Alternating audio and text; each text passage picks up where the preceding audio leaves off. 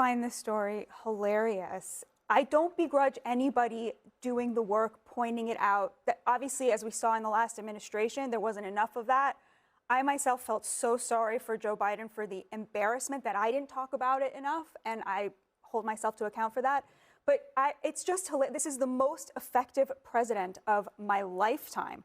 The next president is going to get half as much done. So whatever is going on with him, he seems to me to be very virile, but he is extremely, extremely effective. He has done so much. He has revolutionized this country, both in terms of foreign policy and in terms of domestic policy. I disagree with Dr. West. I think a lot of that comes from a place of compassion for forgotten Americans. And so to me, to see people sitting around being like, oh, there must be something wrong with him, we should all be so lucky to be this effective when we are half his age.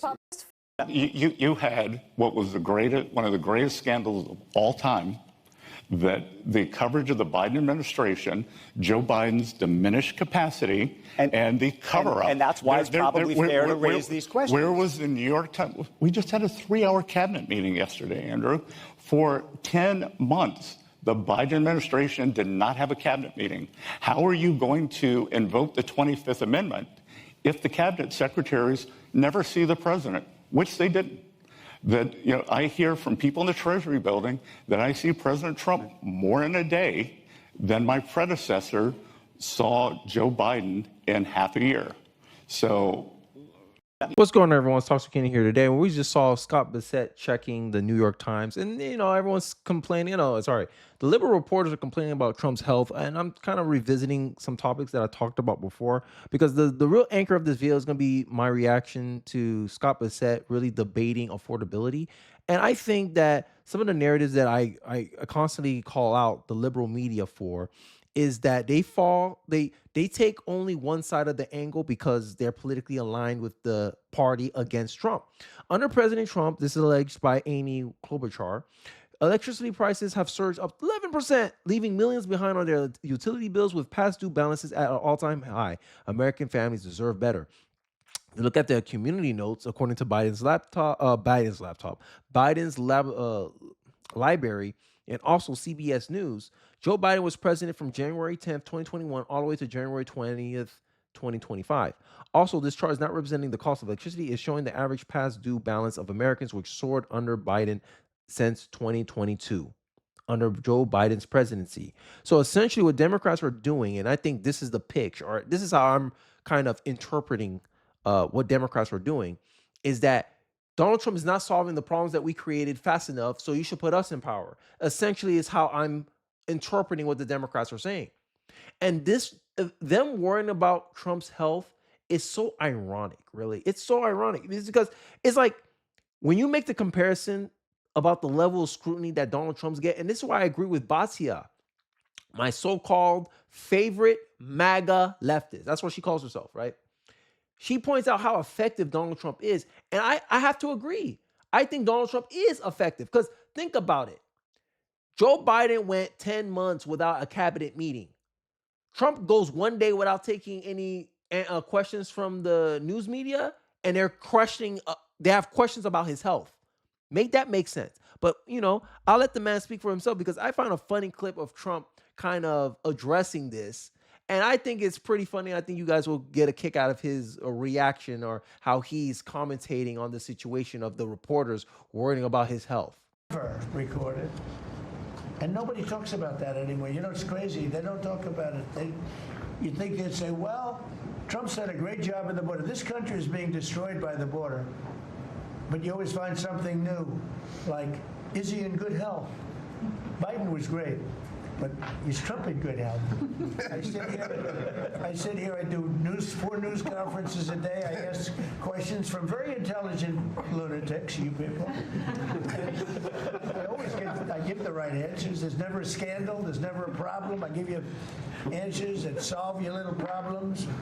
You go back and you can't find anything, but you do stories about Biden was in wonderful health. The guy didn't do a news conference for 8 months.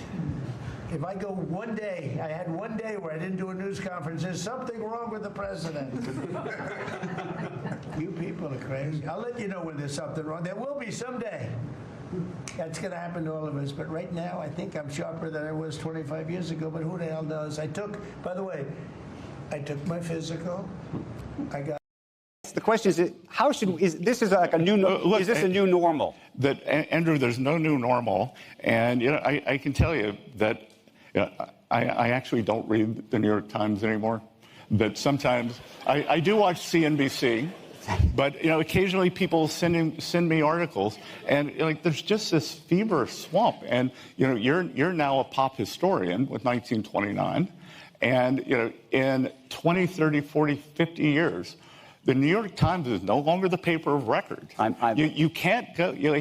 I read this article. President Trump is slowing down. President Trump's mental capacity. It is 100% fake. That he only called me twice at 2 a.m. last week, instead of 3 times. You're saying he called you? I believe that he called you at 2 or 3 in the morning. That whole narrative. You had what was one of the greatest scandals of all time. That the coverage of the Biden administration, Joe Biden's diminished capacity, and the cover-up. And that's why it's probably fair to raise these questions. Where was the New York Times? We just had a 3-hour cabinet meeting yesterday, Andrew. So I threw a little Scott Bessent video in there as well. But you saw from the segment, Trump's joking about this. He said, you smart, you intelligent lunatics. He said, I don't know how you do it. I answer questions, you just roll into the next one. You roll into the next thing. And I'm still solving problems. I'm answering your questions. You find something else to complain about. Now I don't do a one conference. I miss a day. I miss a day. And you're worried about my health now. It's crazy. Biden can miss 10 months, right? He cannot be. He rarely had conferences, right? And no questions. Oh no. Oh, Biden's in perfect health. Got man on tape crumbling and falling in various locations, from his bike to the stairs heading into the Air Force One, right? You called it cheap fakes. But now all of a sudden, you're trying, and the reason I put the Scott Bessent video is that he's calling out why many people are not tuning into what the TV has to say. Now, some people have some concerns with X. Some people think that X is too, how you say it, radical, right? From both sides, right? Some people are trying to make this argument that, X is not real life. And I understand that argument perfectly. But X is the best place to get news. You want different angles on the same story, you go on X. You don't go on Reddit, left-wing echo chamber. You don't go on Blue Sky, left-wing echo chamber, right? YouTube, it leans right now, according to the available data. YouTube is technically right-wing media, right? But X is more politically in the middle. Now it's starting to lean right now, but many people use it. All the politics, all the news is on that platform. Where I get to source my videos and the topics of the day, the topics I want to record, I find it on X. Because I think that's where the conversation is. That's where the political attention's at. And I think Scott Bessent here, he's going to argue about affordability. And I think this is one of the things that I point out a lot, is that based on your politics, it will determine your view of the economy. Now, right now, I have a view of the economy where things, I think, are trending in the right direction, right? You just saw with the electric bill that the Congresswoman Amy Klobuchar tried to, use as a political messaging against Trump. I also talk about how gas is trending downwards. People are bragging about having sub $3 diesel gas. Damn, that's trending in the right direction. So Democrats can't really argue that. So what they're trying to do is it's not happening fast enough. That's the argument that the Democratic Party is trying to present to the American people. So here, the New York Times reporter is going to debate Scott Bessent on affordability, and let's see how interesting. Let's see where the conversation goes. Let's take a look. Worse. In a blue state, affordability is worse than a blue state. We can debate that, but keep going. There's no debate. Yeah, there is no debate. Typical liberal, typical journalist from the most liberal profession in America. Typical to immediately just, who has the highest cost of living? If you put it on a list, 80% of that list is going to be from blue states, blue cities, right? Highest cost of living. highest carrying costs. Automatically try to fight that? Make it make sense, bro. Come on, man. Just to argue just to argue. And this is why I think a lot of liberals don't believe the economy is doing good, because a lot of these liberals live in blue cities, blue states, where the cost of living is higher. If you go to California, if you live in California, gas prices is a lot higher than the rest of the nation because they have a gas tax. Thank your blue-dominated state for that. They add extra costs for using gas. I don't know for what reason they tax people on they have higher gas tax in California. I forgot the reason, to try to like make less people drive cars and try to incentivize them to use more public transportation. I don't know. But if you're on X and you see me saying, "Oh, look, in Oklahoma, gas is like $2 or something, and diesel is like sub $3." You're gonna be like, "Ain't no way." You're not gonna believe that energy costs are going down because you live in a blue state where they tax you extra for using gas. But I digress. I think I made my point here. Let's continue with the video. The number 50 basis points higher inflation, the 10 highest inflation rates they are in blue cities, but just so you know, because I went to look at this, this is the Joint Economic Committee, since 2021. The highest inflation of the past 4 years has been in red states, especially Florida. I'm talking about current. Current. Not over the past 4 years. Right. Today. Okay. I would think 4 years would be a reasonable trend line to look at. Today it is 50 basis points higher. So anyway, and look, the people are voting with their feet. I have the American people on my side. That New York, Illinois, California, Massachusetts are depopulating. And they're going to places in Florida, like Florida, where interest rates inflation's up 22% over the last 4 years. Well, inflation is up 25% nationally, so it's lower.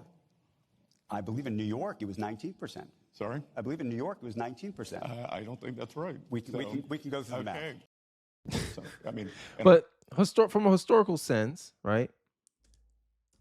From a historical sense, New York has always had the highest cost of living, mainly because of the taxes, right? And affordability is worse in blue states, right? This is why they have to tax everybody to death, and they always run out of other people's money. This is why the rich always have to seem like they have to leave. They're running away from blue states and blue cities because they don't take care of their taxpayers over there. Instead, they want to complain and cry about how I don't know. It honestly, what it screams to me, and I think this is a sentiment that a lot of Americans probably feel. There has been no illegal orders. Democrats are just mad that they lost an election and can't handle the consequences of that. Every time a Republican gets in office, it's doom and gloom, and then when a Democrat gets in office, it's sunshines and fairy dust from the media. Isn't that true? And affordability is one of the things too, because Biden had the highest inflation rate in 40 years, guys. 40 years. Biden spent more money than Trump did in Trump 1.0. He spent money like he was in wartime.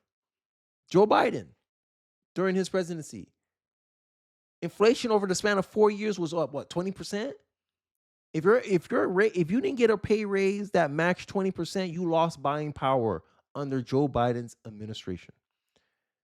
And they try to paint the picture when Trump came into office this year that Trump is inheriting a good economy.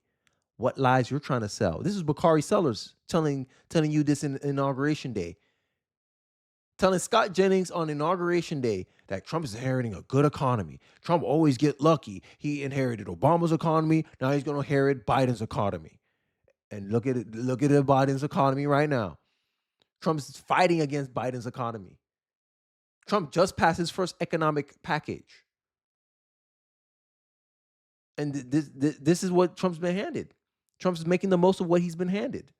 He's a steward of the economy now. He's trying to do his thing with it. And I'm saying, we got to give him time. And Democrats, they're trying to push you not to give him time. They're trying to tell you, Trump should have fixed it 9 months ago. Rome wasn't built in one day, but they expect Trump to do it.